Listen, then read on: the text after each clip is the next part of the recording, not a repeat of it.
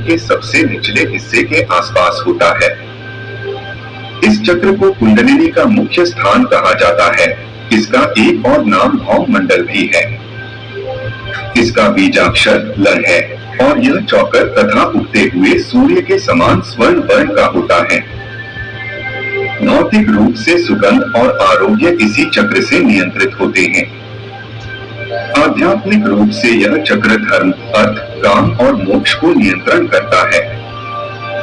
व्यक्ति के अंदर अत्यधिक भोग की इच्छा और आध्यात्मिक इच्छा इसी चक्र से आती है। जिनके जीवन में भोग, संभोग और निद्रा की प्रधानता है, उनकी ऊर्जा इसी चक्र के आसपास एकत्रित रहती है। मनुष्य तब तक पशुवत है जब तक कि वह इस चक्र में जी रहा है। इसीलिए भोग, निद्रा और संभोग पर संयम रखते हुए इस चक्र पर लगातार ध्यान लगाने से यह चक्र जागृत होने लगता है। इस चक्र के जागृत होने पर व्यक्ति के भीतर वीरता, निर्भीकता और आनंद का भाव जागृत होता है। सिद्धियां प्राप्त करने के लिए वीरता, निर्भीकता और जागरूकता का होना जरूरी है। दूसरा है स्वाधिष्ठान चक्र। इस चक्र को तामसिक चक्र माना जाता है। यह चक्र मूल से 4 अंगुल ऊपर स्थित होता है और इसकी 6 पंखुड़ियां हैं। इस चक्र का बीज मंत्र व है। यह जल तत्व का चक्र है तथा इस चक्र का स्वरूप अर्धचंद्राकार है। इस चक्र से निम्न भावनाएं नियंत्रित होती हैं: अवहेलना, सामान्य बुद्धि का अभाव, आग्रह, अविश्वास, सर्वनाश और क्रूरता आदि। इसी चक्र से व्यक्ति के अंदर काम भाव और उन्नत भाव जागृत होता है। अगर आपकी ऊर्जा इस चक्र पर ही एकत्रित है तो आपके जीवन में आमोद प्रमोद, मनोरंजन, घूमना फिरना और मौज मस्ती करने की प्रधानता रहेगी। यह सब करते हुए ही आपका जीवन कब व्यतीत हो जाएगा, आपको पता भी नहीं चलेगा। जीवन में मनोरंजन जरूरी है, लेकिन मनोरंजन की आदत अच्छी नहीं होती। इस आदत पर नियंत्रण रखकर चक्र को जागृत कर सकते हैं। इसके जागृत होने पर क्रूरता, गर्व, आलस्य, प्रमाद, अवज्ञा, अविश्वास आदि दुर्गुणों का नाश होता है। दूसरा है मणिपुर चक्र। यह चक्र नाभि के ठीक पीछे रीढ़ की हड्डी पर स्थित होता है। यह चक्र 10 पंखुड़ियों वाला होता है तथा इस चक्र का बीज मंत्र रण है। इस चक्र की आकृति त्रिकोण है और रंग रक्त के समान लाल है। यह चक्र ऊर्जा का सबसे बड़ा केंद्र है। यहीं से सारे शरीर में ऊर्जा का संचरण होता है। यह अग्नि तत्व को नियंत्रित करता है और राजसिक गुणों से संपन्न है। इस चक्र से निम्न वृत्तियां नियंत्रित होती हैं: लज्जा, दुष्ट भाव, ईर्ष्या, सुषुप्ति, विषाद, तृष्णा, मोह, घृणा, भय आदि।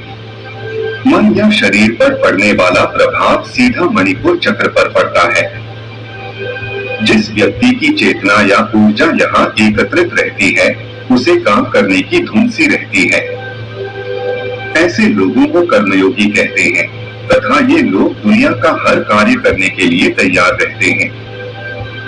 अपने कार्य को सकारात्मक आयाम देने के लिए इस चक्र पर ध्यान लगाकर पेट से श्वास लेने से यह चक्र जागृत होती है। इस चक्र के जागृत होने से तृष्णा, ईर्ष्या, चुगली, लज्जा, भय, घृणा, मोह आदि दूर हो जाते हैं।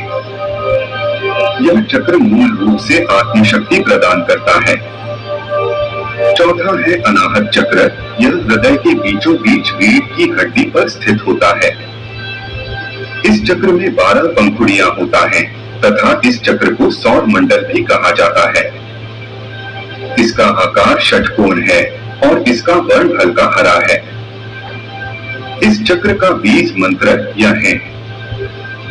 इस चक्र से निम्न प्रकार की वृत्तियां नियंत्रित होती हैं: आशा, चिंता, चेष्टा, ममता, दंभ, विवेक, विकलता, अहंकार आदि। मानसिक अवसाद की दशा में इस चक्र पर गुरु ध्यान और प्राणायाम करना अद्भुत परिणाम देता है। आध्यात्मिक दृष्टि से यहीं से साधक के सत्वगुण की शुरुआत होती है। इसी चक्र से व्यक्ति की भावनाएं और अनुभूतियों की शुरुआत होती है। अगर आपकी ऊर्जा अनाहत में सक्रिय है तो आप एक सृजनशील व्यक्ति होंगे और हर क्षण आप कुछ न कुछ नया रचने की सोचते होंगे। हृदय पर संयम करने और ध्यान लगाने से यह चक्र जागृत होने लगता है। खासकर रात्रि को सोने से पूर्व इस चक्र पर ध्यान लगाकर अभ्यास करने से यह जागृत होने लगता है। इसके सक्रिय होने पर कपट, हिंसा, कुतर्क, चिंता, मोह, दंभ, अविवेक और अहंकार समाप्त हो जाते हैं। इस चक्र के जागृत होने से व्यक्ति के भीतर प्रेम और संवेदना का जागरण होता है। यह चक्र जागृत होने पर व्यक्ति के समय ज्ञान स्वतः ही प्रकट होने लगता है तथा व्यक्ति अत्यंत आत्मविश्वस्त, सुरक्षित, चारित्रिक रूप से जिम्मेदार एवं भावनात्मक रूप से संतुलित व्यक्तित्व बन जाता है। पांचवा है विशुद्ध चक्र। यह कंठ के ठीक पीछे स्थित होता है। यह चक्र बहुरंगा है और इसका कोई खास स्वरूप नहीं होता। इसका बीज मंत्र हर है तथा इस चक्र की 16 पंखुड़ियां हैं। इस चक्र से निम्न वृत्तियां नियंत्रित होती हैं: भौतिक ज्ञान, कल्याण, महान कार्य, ईश्वर में समर्पण, विष और अमृत आदि। यह चक्र आकाश तत्व और 8 सिद्धियों से संबंध रखता है तथा संगीत के 7 सुर इसी चक्र द्वारा उत्पन्न होती हैं। कुंडली शक्ति का जागरण होने से जो ध्वनि आती है वह इसी चक्र से आती है। इस चक्र के गड़बड़ होने से वैज्ञानिक रूप से थायराइड जैसी समस्याएं और वाणी की विकृति पैदा होती है। यह चक्र और भी उच्चतम आध्यात्मिक अनुभूतियां देता है तथा सारी की सारी सिद्धियां इसी चक्र में पाई जाती हैं। सामान्य तौर पर यदि आपकी ऊर्जा इस चक्र के आसपास एकत्रित है तो आप अति शक्तिशाली होंगे। कंठ में संयम करने और ध्यान लगाने से यह चक्र जागृत होने लगता है। मनुष्य को इसके जागृत होने पर 16 कलाओं और 16 विभूतियों का ज्ञान हो जाता है। इसके जागृत होने से जहां भूख और प्यास को रोका जा सकता है, वहीं मौसम के प्रभाव को भी रोका जा सकता है। छठा चक्र है आज्ञा चक्र।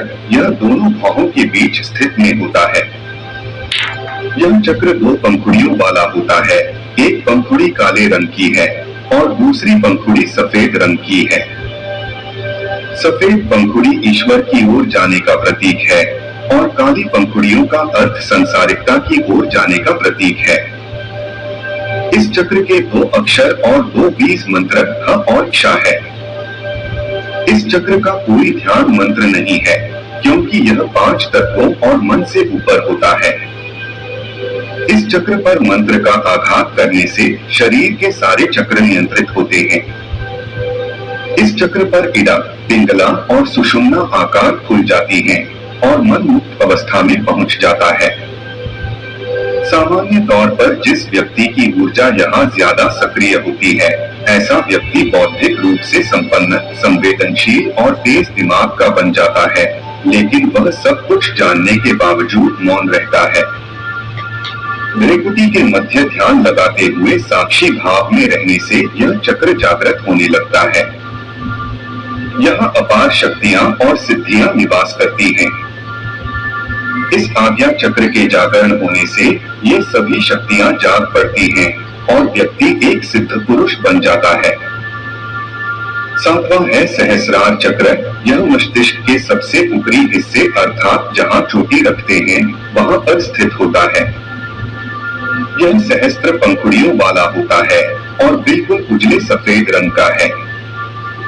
इस चक्र का न तो कोई ध्यान मंत्र है और न ही कोई बीज मंत्र। इस चक्र पर केवल गुरु का ध्यान किया जाता है। कुंडलिनी जब इस चक्र पर पहुंचती है तब जाकर वह साधना की पूर्णता पाती है और मुक्ति की अवस्था में आ जाती है। इसी स्थान को तंत्र में काशी कहा जाता है तथा इस स्थान पर सद्गुरु का ध्यान या कीर्तन करने से व्यक्ति के मुक्ति मोक्ष का मार्ग सहज हो जाता है। यदि व्यक्ति यम नियम का पालन करते हुए यहाँ तक पहुँच गया तो वह आनंदमय शरीर में स्थित हो जाता है।